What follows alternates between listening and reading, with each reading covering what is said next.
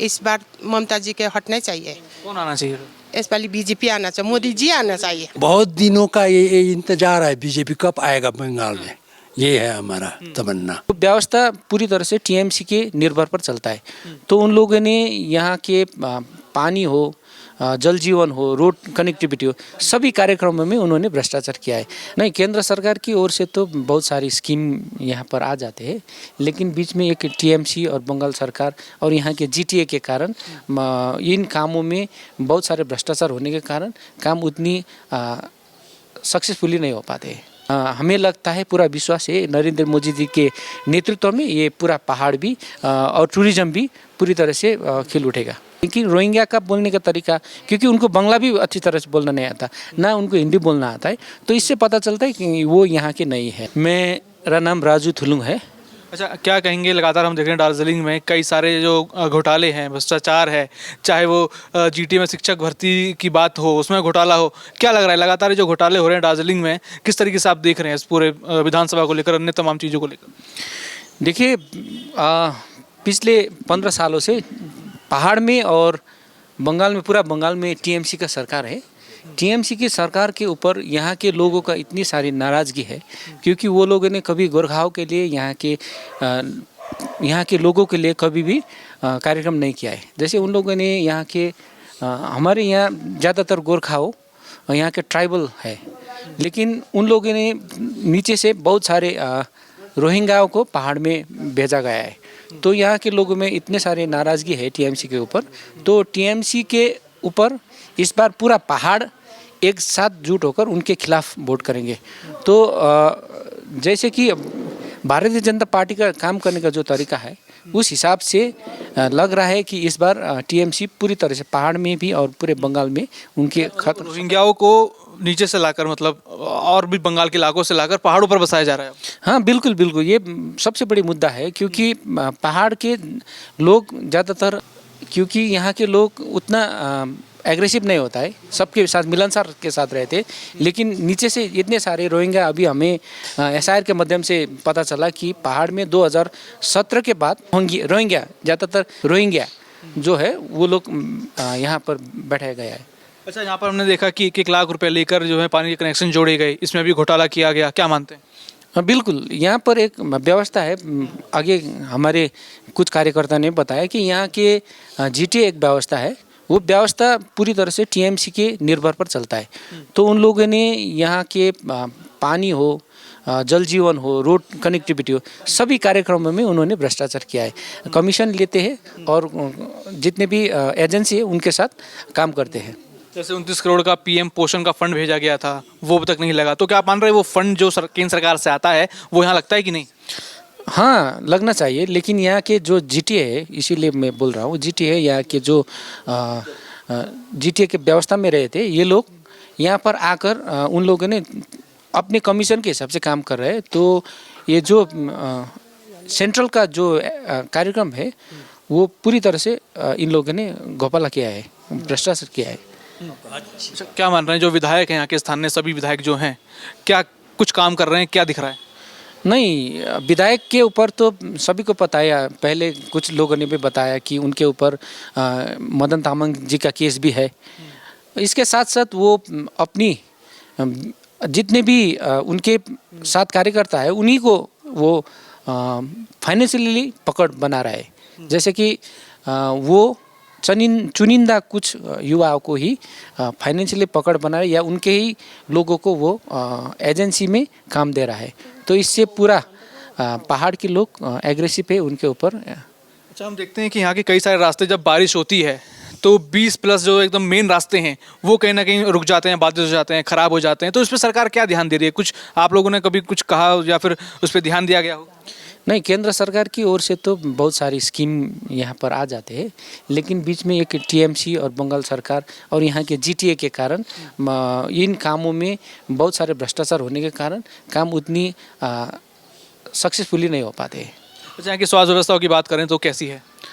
ऐसे ही है, क्योंकि यहाँ पर जो प्रधानमंत्री का जो योजना है आयुष्मान भारत, उसको रोका गया है। तो उसको नाम चेंज करके स्वास्थ्य साथी कार्ड बनाया गया है, लेकिन ये स्वास्थ्य साथी कार्ड यहाँ पर कोई भी अगर मरीज किसी भी स्टेट में दूसरे स्टेट में इलाज के लिए जाते हैं तो वो कार्ड उसका वैलिड नहीं होता।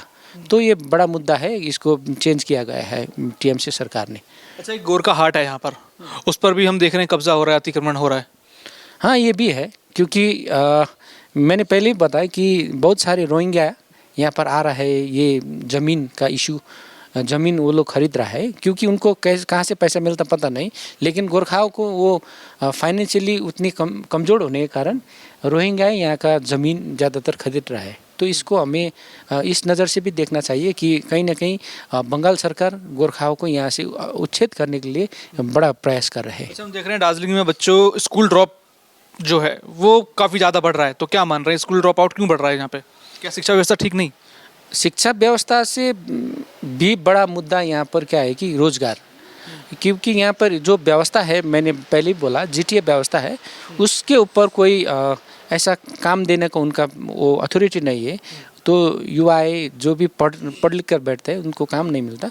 तो इस तरह से कहीं ना कहीं युवाएं पढ़ाई में उतना आगे नहीं बढ़ पा रहे हैं। दार्जिलिंग एक टूरिस्ट हब है, यहाँ पे तमाम राज्यों से टूरिस्ट आते हैं, अंतर्राष्ट्रीय लोग भी आते हैं, तो उनके लिए जो टूरिस्ट हब है पूरा तरीके से उस तरीके से बनाया गया है, उस तरीके से बनावट है, मतलब ठीक है कि क्या व्यवस्था और होनी चाहिए यहाँ पे? देखिए, हमें लगता है कि भारतीय जनता पार्टी के जो भी जितने भी राज्य में सरकार है उनके कंपेयर करके यहाँ पर तो भारतीय जनता पार्टी का स्टेट में सरकार नहीं है।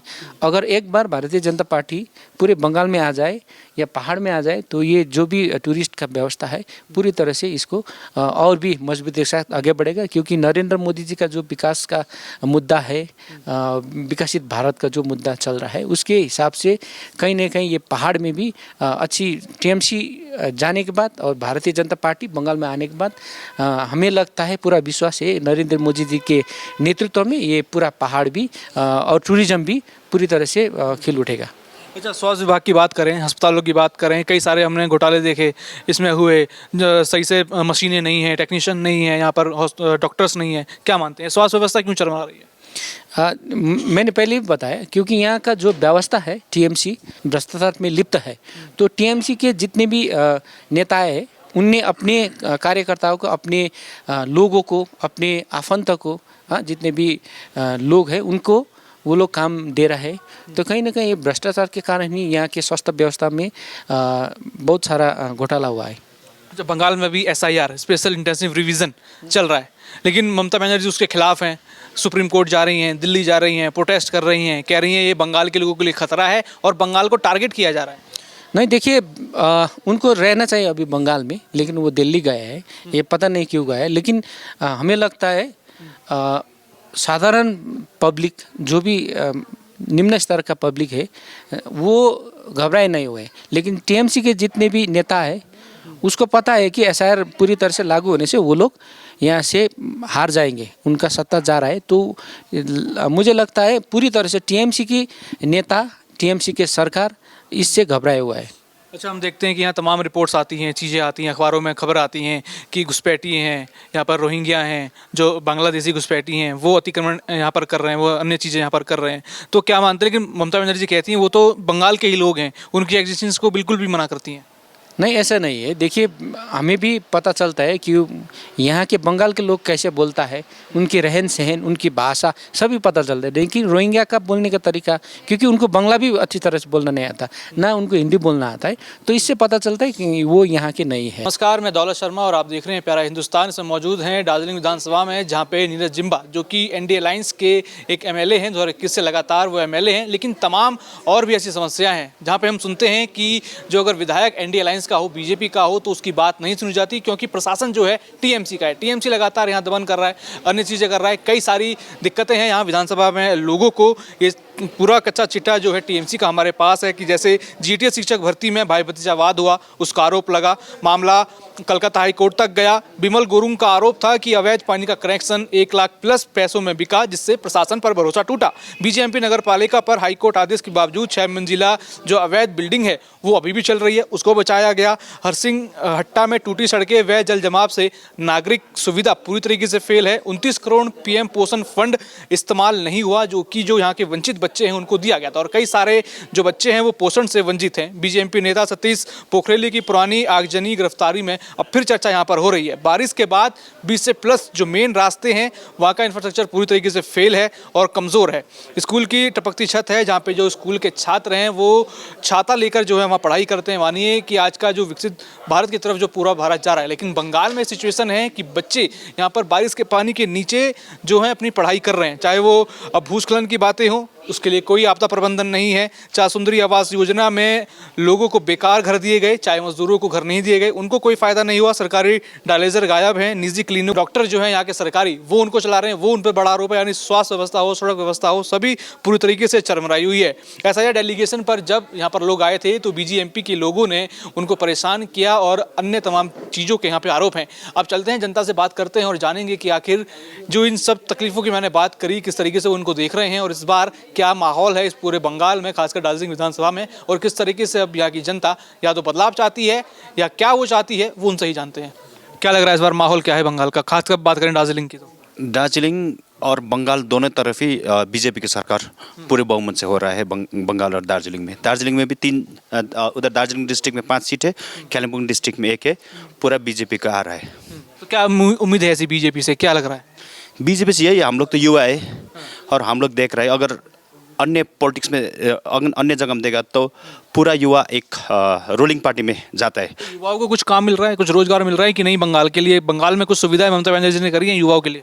युवा को लेकर तो इतना कुछ भी नहीं किया है, यूथ वो उतना प्रोग्राम तो नहीं हुआ है। लेकिन जो हम लोग बीजेपी शासन दूसरा स्टेट में देखता, हम लोग का दोस्त लोग के साथ बात करता है तो उन लोग का एक युवा मुखी प्रोग्राम होता है जो बंगाल में नहीं हो रहा है। उसी कारण हम लोग एक युवा को भी बीजेपी को सपोर्ट कर रहे हैं। अच्छा, यहाँ के विधायक जो हैं क्या काम कर रहे हैं? कुछ काम कर रहे हैं? अभी खास तो कुछ भी काम नहीं कर रहे हैं। जो नाला झोड़ा जो हो रहा है, जो दूसरा स्टेट में हो रहा है वही काम कर रहे हैं। खास तो अभी तक विधायक की तरफ से कुछ भी नहीं हुआ है। 19 का 20 भी नहीं हुआ है। लेकिन वही है कि विधायक एक बिजनेसमैन है, तो जो भी अनएम्प्लॉयड यूथ है उसको अट्रैक्ट कर रहा है, उतना ही है। उससे ज़्यादा पॉलिटिक्स में कुछ भी उसका योगदान भी नहीं है और युवा लोग को थोड़ा पैसा वैसा दे के खरीद रहा है जैसा है। अच्छा, केंद्र सरकार की जो योजनाएं हैं क्या यहाँ तक आ पाती है, बंगाल तक, दार्जिलिंग तक, या फिर बात करें पहाड़ी क्षेत्रों तक? केंद्र सरकार की योजना दे पा रही है बंगाल में मुख्यमंत्री? केंद्र सरकार का जैसे आयुष्मान भारत हो गया, जैसा प्रधानमंत्री आवास योजना है और जैसे अन्य बहुत केंद्र का योजना है, अभी तक पहाड़ का लोग ने इतना लाभ उठा नहीं पाया है। जितना भी है वो इधर स्टेट का चलता है, लेकिन हम लोग का पहाड़वासी को इतना नहीं मिलता है। वो प्लेन्स में चलता होगा लेकिन हम लोग का इधर इतना वो नहीं आया है। अच्छा, तो जो यहाँ का टूरिज्म है दार्जिलिंग का वो अच्छा हो रहा है कि क्या हो रहा है? यहाँ की जैसे हम सड़कों की बात करें, यहाँ की अन्य चीज़ें, स्वास्थ्य व्यवस्था की बात करें, उसके लेकर क्या जो टूरिज्म है वो कहीं ना कहीं लड़खड़ा रहा है? लेकिन टूरिज्म का बात करने से दार्जिलिंग एक समय का वो टूरिज्म का हब होता था, लेकिन अभी ग्रेजुअली देखा तो अभी सिक्किम में शिफ्ट हो रहा है। क्यों इधर टूरिज्म वो कम हो रहा है? क्योंकि जितना भी इधर टूरिज्म चल रहा है सब अपना प्राइवेट एंटरप्राइज से ही चल रहा है, लेकिन गवर्नमेंट की ओर से हम लोग को कुछ भी सुविधा नहीं दे। रोड देखिए आप, जितना भी टूरिस्ट आता है नेचुरल वो चीज़ को देखने आता है, लेकिन इधर सरकार की ओर से कुछ भी नहीं हुआ है। अभी बात करें मुख्यमंत्री ममता बनर्जी महिला मुख्यमंत्री हैं, क्या काम महिलाओं के लिए कर रही हैं? महिलाओं के लिए तो वो कुछ नहीं किया है। अभी देखिए ना, कुछ दिन आगे आरजीकल हॉस्पिटल में एक डॉक्टर को कैसा हुआ, तो फिर बोलता था कि लड़की लोग 8 बजे से बाहर मत निकलना। और इसीलिए हम लोग तो बोलता है इस बार ममता जी के हटना चाहिए। कौन आना चाहिए? इस वाली बीजेपी आना चाहिए, मोदी जी आना चाहिए। मोदी जी से क्या उम्मीद है? मोदी जी तो बहुत उम्मीद है। हम लोग तो मोदी जी हिंदू है, हम लोग भी हिंदू है। और जो बांग्लादेश से रोहिंग्या आता है वो कोनो दिन मोदी ममता जी थी वोट मिल पाके बांग्लादेश को सीएम बनाएगा तो हम लोग को इधर में हिंदू को कोई जगह नहीं होगा। हम तो वही सोचता है, उसीलिए हमको तो हिंदू के सपोर्ट करना है। हम हिंदू है, हिंदू राष्ट्र बनाने से हमको बहुत अच्छा। हिंदुओं के साथ खिलवाड़ हो रहा है बंगाल में? हाँ, बहुत खिलवाड़ हो रहा है। और इधर का जो मुस्लिम है आगे से है ना, वो लोग तो ठीक ही है। जब बांग्लादेश के वो ये पार करके आता है वो लोग हाँ, घुसपैठी है, वो खतरा है। इसीलिए हम तो सबको बोलता हूँ कि हाथ जोड़ के कि इस बार मोदी जी के वोट दे के मोदी जी के सरकार बनाने से हमको अच्छा लगेगा। अच्छा, जो प्रधानमंत्री काम देते हैं या फिर केंद्र से जो योजना आती हैं यहाँ पर उसका कुछ होता है, लोगों को फायदा मिलता है कि नहीं? वो तो थोड़ा थोड़ा वो लोग टीएमसी चलाता है, उसके लिए तो हम लोग तो नहीं करता है, खाली बनाता है झोड़ा और रास्ता और वही लाइट लगाता है और कुछ नहीं है। घर घर नल दिया है, वो नल तो हम लोग को यहाँ अच्छा से मिलता है। अलगड़ा है तो अलगड़ा में तो हम लोग को मिलता है, सही मिलता है। क्या नाम आपका? मेरा नाम SK ठकुरी। क्या लग रहा है इस बार माहौल क्या है बंगाल का? माहौल क्या है बंगाल में? ऐसे अब माहौल तो बंगाल में आना ही चाहिए बीजेपी।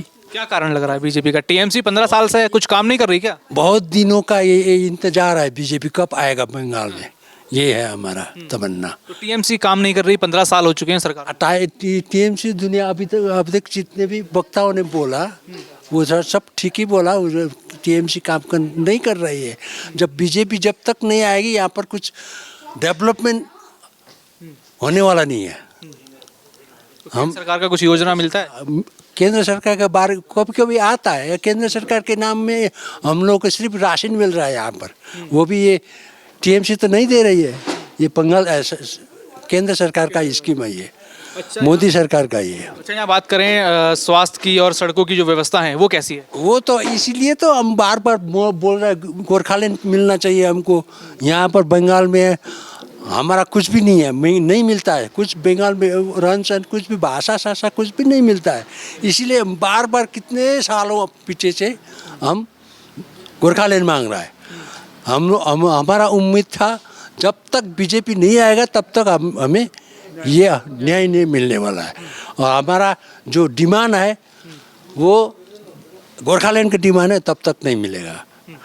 अभी तक उम्मीद लगाए बैठे हैं जब कब आएगा कब आएगा हमारा बीजेपी सरकार, हमारा खास सरकार कब आएगा, तब हम उसका इंतजार है हमें। यहाँ पे लोगों की बातें जानिए किस तरीके से वो दुखी हैं। दार्जिलिंग में हम मौजूद थे, लोगों ने अपनी चीज़ें यहाँ पर बताई कैसे टीएमसी भ्रष्टाचार लगातार यहाँ पर कर रही है। अब लोगों को उम्मीद है कि बीजेपी सरकार आएगी। लगातार आमजन भी अब ये कह रहा है कि अब बीजेपी की तरफ जाना होगा, क्योंकि 15 साल की दुर्नीति को हटाने के लिए अब बीजेपी का ही मात्र ऑप्शन यहाँ पर लोगों को दिखाई देता है।